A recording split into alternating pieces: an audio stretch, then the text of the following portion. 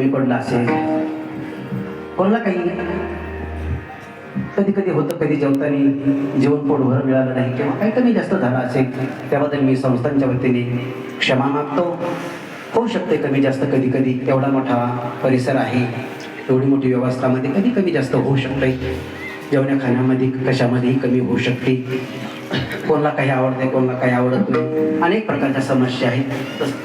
संस्थांच्या वतीने माफी मागतो आणि पुन्हा एकदा सर्वांना मी खूप खूप धन्यवाद देतो. अशीच या महात्म्याच्या पुण्यतिथीसाठी, कार्यक्रमासाठी हातभार आपला लावत जा. जे काही झाली सेवा आहे प्रभूच्या चरणी, त्या महात्म्याच्या चरणी समर्पित करून, दत्त भगवंताच्या चरणी समर्पित करून माझ्या सेवेला पूर्ण विराम देतो. जय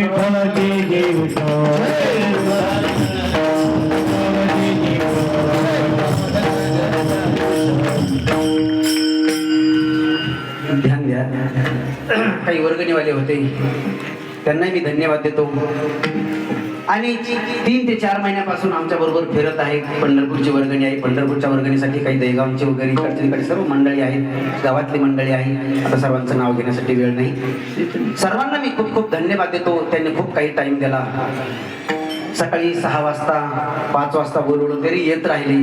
आपला खूप काही भरपूर टाइम दिला. पाटील असतील वगैरे सर्वांनी खूप काही सहकार्य केले आणि सहकार्य करत राहणार आहेत. अजून बरंचसं काम राहिलेलं आहे.